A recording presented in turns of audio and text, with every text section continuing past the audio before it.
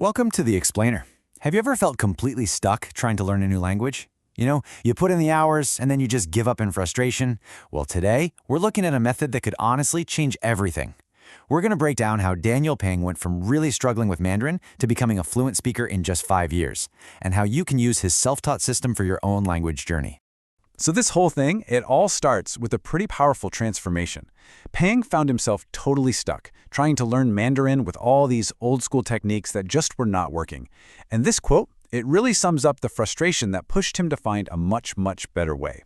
And just look at this change. At 30, he couldn't speak a lick of Mandarin. His big goal was just to order a bubble tea in Taiwan. Fast forward 5 years to age 35, and he's absolutely fluent, living the life he dreamed of. This wasn't a small tweak. It was a complete 180, a total overhaul of his process that took him from failure to real, actual fluency.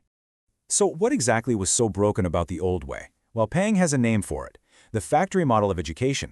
He describes this feeling, and I bet it's familiar to a lot of us who've tried and failed to learn something new. It's that sinking feeling, right? You spend hours with flashcards or doing grammar drills, and at the end of it all, your brain just feels like this jumbled mess where absolutely nothing is sticking. It's super frustrating, super demotivating, and it makes you just want to quit.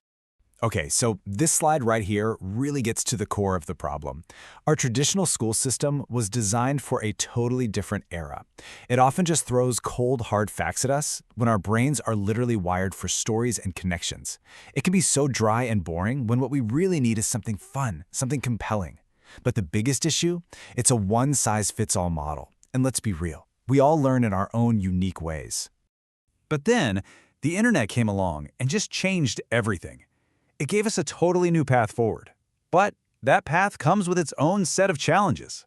I mean, think about it. For the first time ever, we have access to this incredible, unbelievable wealth of free resources. We can find our favorite teachers on YouTube, we can listen to podcasts in our target language, we can basically build our own perfect curriculum, tailored to exactly what we find interesting. But here's the catch, right? With all that amazing choice comes this just insane amount of distraction. So the big question is, are you actually consuming high-quality learning material, or are you just kind of snacking on digital junk food? Yeah, Peng has this brilliant term for it, digital junk food. You know what I'm talking about. Those short little videos teaching a single word. They're designed with what he calls digital salt and sugar to hook your attention, and they make you feel productive. But there's no context, you lose all the depth, and you're probably going to forget it almost as soon as you scroll past. All right, so that brings us to the very first pillar of his method, and it's a big one. The idea is to just overwhelm your brain with the new language. Now, the goal here isn't to study the language, but to acquire it, and that's a huge difference. This idea is based on Stephen Krashen's famous theory that we learn best through subconscious absorption, pretty much exactly how kids learn their first language. You just internalize it through massive, meaningful exposure. So what does that actually look like? Well, it means listening to podcasts constantly. It means ditching that beginner stuff, the training wheels, as fast as you can and just diving into content that's actually made for native speakers. You just observe, you listen, and you start copying the way people really talk. Okay, I know what you're probably thinking right now. Massive input? That sounds exhausting. Where am I supposed to find the time for all of this? And that is where the second pillar of this method comes in, smart practice.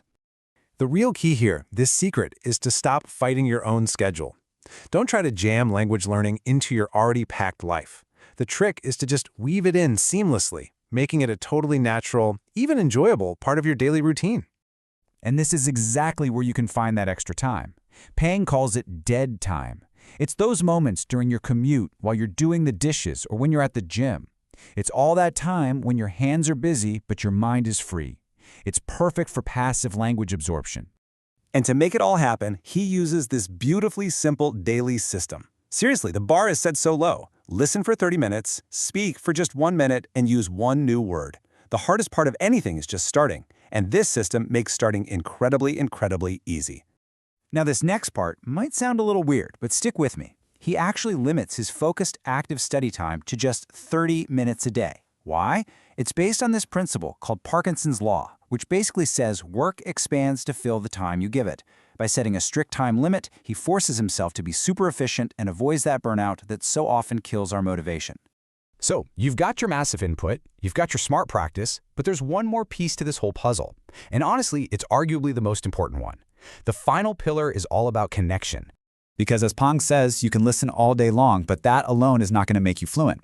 Listening is literally just one half of the puzzle. You have to actually use the language to complete the other half. And he strongly disagrees with waiting until you feel ready. Speaking early is so important. It forces you to actually apply what you've learned, it builds real confidence, and it helps you get over that huge fear of making mistakes. And get this, you don't even need a partner to start. You can just begin by speaking to yourself. And this is such a critical mindset shift. When we hear self-learning, we usually picture someone studying all alone in a room, right? But that is not what this is about. Self-learning means you are in the driver's seat. You're the director of your own education. You're the one choosing your path, your teachers, and your materials. Because interacting with real people, teachers, language partners, new friends, that's what makes it all real. They give you feedback, they help you find your blind spots, and they give you a safe space to get over that anxiety of speaking. This is the piece that helps you sound natural and truly fluent.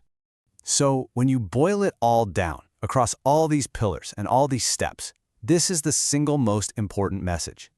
Don't get stuck trying to find the perfect plan or the perfect app. The most important thing you can ever do is just start moving forward.